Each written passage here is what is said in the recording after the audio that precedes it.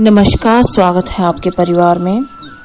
आज हम आपको ब्रह्मा गायत्री मंत्र साधना के बारे में बताएंगे और इस विशेष वीडियो के माध्यम से एक विशेष जानकारी आप सभी को देंगे।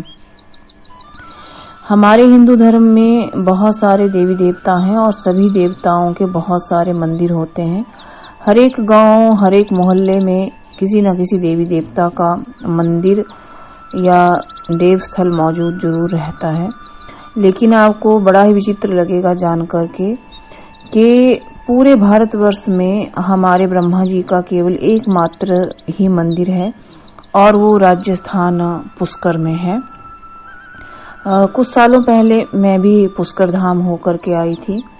उस समय जिस आध्यात्मिक ऊर्जा का मैंने वहाँ पे अनुभव किया था, तो पुष्कर धाम में मैंने 3 से 5 दिन बिताए थे। तो वहाँ पे ऐसी अद्भुत अनुभूति होती है और ऐसे लगता है कि स्वयं ब्रह्मा जी यही निवास करते हैं। आपको जानकर बहुत अच्छा लगेगा कि यदि आप भी उस मंदिर में यानी पुष्कर धाम में यदि दर्शन करने जाएंगे तो आपको एक विशेष आध्यात्मिक ऊर्जा का प्रवाह वहां देखने को मिलेगा। वैसे तो अभी कोरोना काल है, अभी तो बिल्कुल भी ना जाएं, लेकिन कोरोना के बाद जब कोरोना काल खत्म हो जाए उसके बाद आप वहां जा सकते हैं और इस धाम के दर्शन कर सकते हैं। वैसे हमारे जो देवी देवता हैं, 3 प्रधान देवता हैं, ब्रह्मा, विष्णु और महेश। ब्रह्मा जी ने पूरी सृष्टि की संरचना की है, विष्णु हम सब का पालन करते हैं और भगवान शिव यानी कि महेश संहार करते हैं। हमारे पूरे देश में, इवन विदेशों में भी विष्णु और भोलेनाथ के बहुत सारे मंदिर मौजूद हैं, लेकिन ब्रह्मा जी का एकमात्र ही मंदिर है वो और पुष्कर में मौजूद है, पुष्कर धाम में। तो इसकी भी एक बड़ी रोचक कथा है। थोड़ा सा मैं इस कथा के बारे में आपको बता लेती हूँ कि एक बार ब्रह्मा जी जो है एक राक्षस का वध करने जा रहे थे। तो उन्हें उस राक्षस का वध करना थोड़ा कठिन महसूस हो रहा था, लेकिन उन्होंने पूरे जोर शोर के साथ ये युद्ध संपन्न किया और उस राक्षस का वध कर दिया। ये जो ब्रह्मा जी के श्राप की कथा भी इसे कह सकते हैं, ये आपको पद्म पुराण में मिलती है। और उस राक्षस का नाम वज्रनाश था। उसने काफी उत्पात पृथ्वी पर मचा रखा था। लेकिन जब ब्रह्मा जी उस वज्रनाश राक्षस के साथ जब युद्ध कर रहे थे तो उनके हाथ में कमल था जो कि 3 स्थानों पर गिरा था युद्ध करते हुए। और जहां जहां वो कमल 3 स्थानों पर गिरा वहां 3 झीलों का निर्माण हो गया, जिसे पुष्कर कहा जाता है। आज भी ये धाम मौजूद है हमारे राजस्थान में और पुष्कर नाम की जगह पे ही है। तो जब ये घटना घटित हुई तो ब्रह्मा जी ने संसार की भलाई के लिए एक यज्ञ करने का फैसला किया और वो यज्ञ उन्हें पुष्कर धाम जाकर के ही करना था। उस समय उनकी जो पत्नी थी सावित्री जी, ब्रह्मा जी की पत्नी सावित्री जी हैं, वो उस यज्ञ में उपस्थित नहीं हो पाई। तो और उस यज्ञ में पत्नी का भाग लेना बहुत ही जरूरी था। लेकिन ब्रह्मा जी ने क्या किया, जब उनकी पत्नी उपस्थित नहीं हो पाई सावित्री जी, तो उन्होंने एक गुज्जर समुदाय की कन्या गायत्री जी से विवाह करके वहां पे यज्ञ शुरू कर दिया।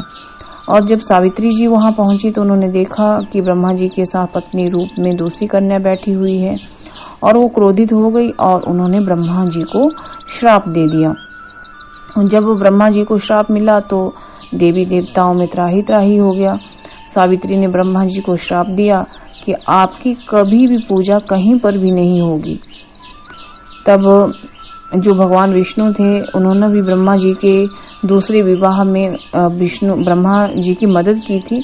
तो विष्णु भगवान को भी सरस्वती जी ने श्राप दे दिया था कि आपको भी जो है अपनी पत्नी से अलग रहना पड़ेगा, यानी कि पत्नी विरह आपको भी होगा। यही श्राप के कारण जो है, जब विष्णु भगवान जी ने भगवान राम के रूप में जब जन्म लिया था, तो सीता जी से जब उनका विछोह हुआ था, यानी कि जब रावण सीता हरण करके ले गए थे, तो ये इसी श्राप का परिणाम था। तो जब इस तरह से ब्रह्मा जी को और विष्णु जी को जब ये श्राप मिला, तो देवताओं ने काफी विनती की सावित्री जी से कि आप अपना श्राप वापस ले लीजिए। तो श्राप चाहे इंसान दे चाहे भगवान दे, श्राप को वापस नहीं किया जा सकता। हाँ, उसके प्रभाव को कम किया जा सकता है। तो सावित्री जी को भी अपनी गलती का एहसास हुआ और माता सावित्री ने कहा कि आपकी सिर्फ एक ही स्थान पर पूजा होगी पूरे विश्व में, और वो है ये पुष्कर धाम। यहीं पर आपका मंदिर रहेगा, यहीं पर ही आपकी पूजा होगी। यदि अन्यत्र कोई मंदिर ब्रह्मा जी का बनाता है तो उस आदमी के पूरे कुल का नाश हो जाएगा। इसलिए आप देखते हैं कि ब्रह्मा जी का कहीं भी कोई मंदिर आपको देखने को नहीं मिलता है। अब आइए जानते हैं कि जो ब्रह्मा साधना है, ब्रह्मा गायत्री साधना, वो आप किस प्रकार संपन्न कर सकते हैं। सबसे अच्छा और उचित रहे कि आप पुष्कर धाम जाकर के ये साधना संपन्न करें, तो आपको ब्रह्मा जी के साक्षात दर्शन हो जाएंगे। और पृथ्वी के जो विभिन्न भेद हैं, जो को कोई नहीं जानता है, जो जिनसे हम कभी परिचित नहीं हो पाए हैं, इस सृष्टि की संरचना कैसे हुई, ये ब्रह्मांड क्या है, किस तरह से चल रहा है, चांद तारे, सृष्टि की संरचना से रिलेटेड आपको संपूर्ण ज्ञान प्राप्त हो जाता है यदि आप पुष्कर धाम जाकर के अगर ये साधना 1 वर्ष तक यदि आप संपन्न कर लेते हैं। चाहे आप मंत्र जाप जो है अपने घर पे भी कर सकते हैं इसको, लेकिन आपको ब्रह्मा जी का कोई यंत्र स्थापित नहीं करना है, आपको उनकी कोई मूर्ति स्थापित नहीं करनी है, नहीं तो सावित्री जी का श्राप लग सकता है।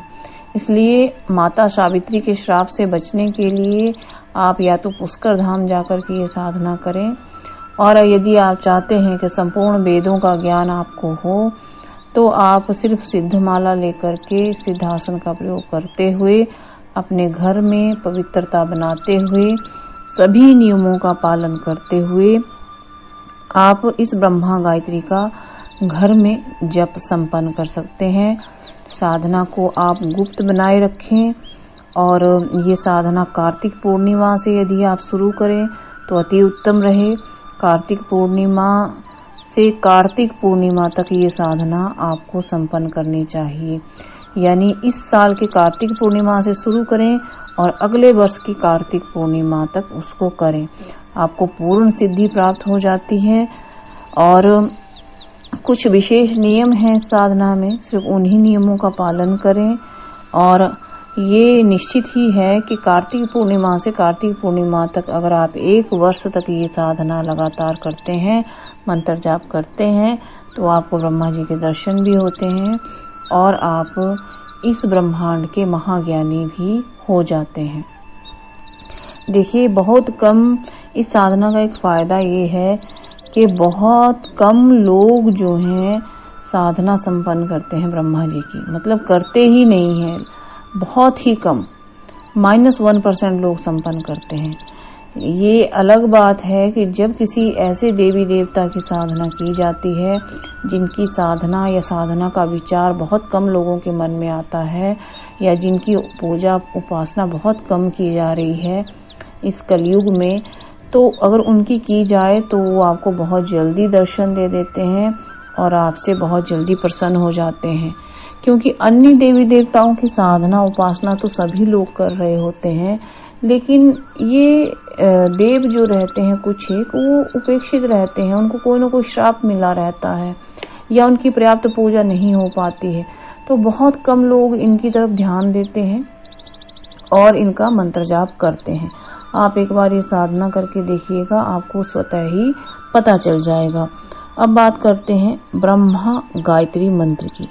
मंत्र है ओम वेदमात्मनाहाय विद्महे हिरण्य गर्भाय धीमहि धन्नो ब्रह्मा प्रचोदयात्। देखिए, ये पद्म पुराण में आपको मंत्र मिल जाता है, लेकिन कहीं पर धन्नो की जगह तन्नो भी बोला जाता है।